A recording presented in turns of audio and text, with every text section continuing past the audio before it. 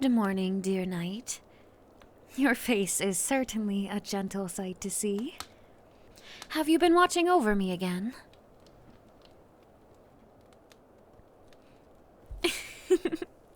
My knight, I have told you before, you need not be so uptight. Though your presence is a comforting one, you are not required to guard my room from inside. I am safe here in my chambers on my own. Unless...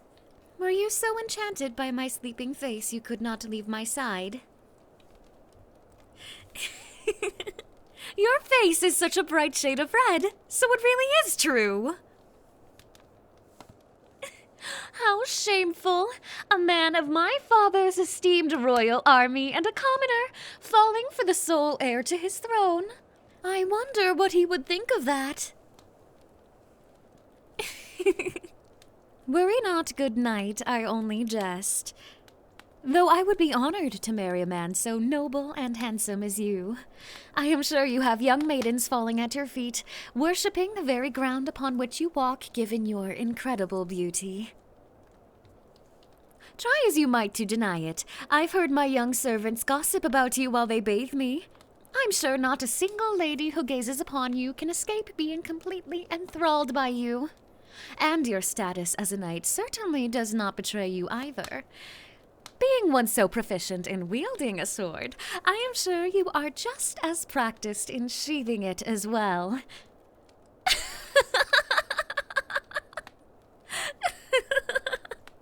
Oh, my dear knight, you are far too easy to fluster. I should think your constitution would be higher against such teasing with how often you put up with me. Or perhaps... Do you follow me so closely precisely because you wish to be flustered by me? I suppose I should let you a moment of rest from my teasing. You seem about ready to burst with how bright your cheeks have become.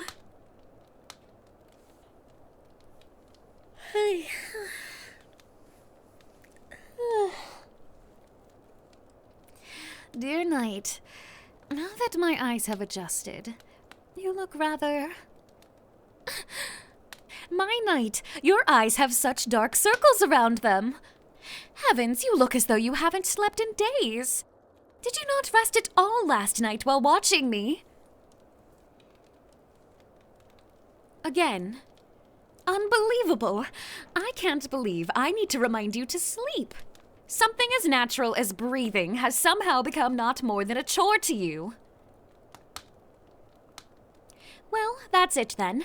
I cannot allow you to carry on being so spent. Come, join me in my bed. You must rest and regain your strength. I will not fight with you about this. How do you intend to protect me while I sleep if your mind and body are so exhausted? You must rest at once. Yes, of course you must sleep in my bed with me. How else will you continue to guard your post? Do you truly intend to leave me in my chambers alone? What if some criminal or servant snuck into my room and decided to have his way with me? Would you really be able to live, knowing that your negligence caused your pure, innocent maiden's body to be sullied by some scoundrel's dirty, perverted? Fine, I will quit my teasing. But I will not hear another word of protest from you. Come, join me in my bed. That is an order. See, now that wasn't so difficult, was it?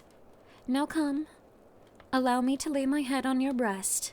I feel cold and wish to hold you in my arms while I rest my eyes. Whatever is your problem, dear knight? You seem as though I've asked you to kill me. I only wish to rest with you. Is that such a crime? We have known each other for long enough to warrant something so mundane, I should think. Though, in my view, we certainly have not known each other nearly enough. Oh, come now, I only jest. Now, please, I really am cold. I only wish to spend the morning with my beloved knight. I see no reason to be so resistant.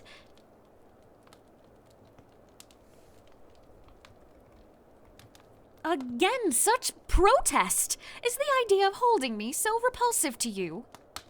You are a man, aren't you? Act like one. You look as though you might fall off the bed with how far you've placed yourself from me. I've given you every opportunity to lay in bed with me, and yet you still protest. Are you really so utterly dull?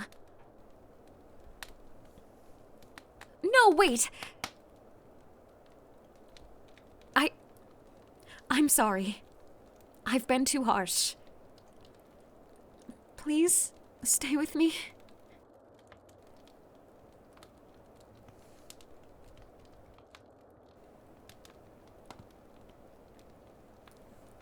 Thank you. I know I've been rather forward with you lately, and it is rather unbecoming of a lady like me to say such things, but I suppose since I am the age to soon be married, I have grown more impatient in matters of the heart. I know I put you in a difficult place when I ask these things of you, being a commoner.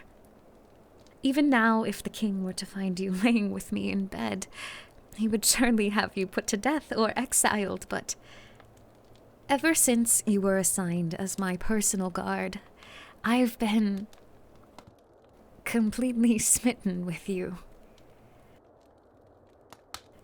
When I tease you, it isn't because I wish to humiliate you. I am not so cruel. I find you irresistible when you get so flustered from my incessant flirting. I truly did mean it when I said not a single lady who gazes upon you can escape being so completely enthralled by you, myself included. I know I ask a lot of you when I say this, but would you please hold me? This is not an order. You are welcome to leave if you wish.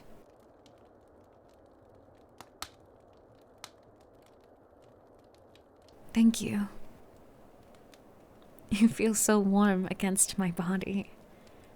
I didn't know it could feel this good to be held. I can hear your heart beating as fast as mine in your chest.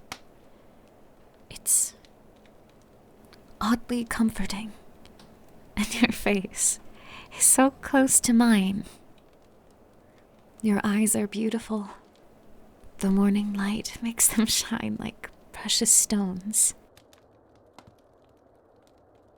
And your lips, Oh dear, I really have completely fallen for you, haven't I? I fear I will never feel this way about another man for the rest of my life. May I kiss you, please?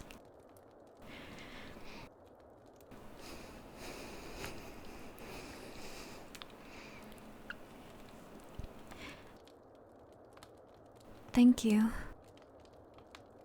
My lips feel so warm in your embrace. Would that I could marry you and wake up in your arms like this every morning until my dying breath.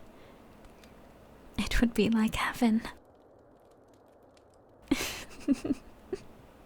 I may not be able to take your hand in marriage, but if you wished, I would still lend you my ring.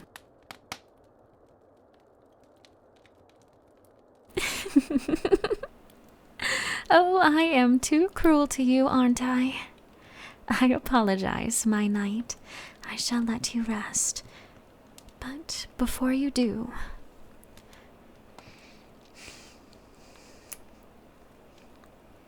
sleep well, my precious knight. I will watch for unwelcome company and be here when you wake. And please, do not let me go.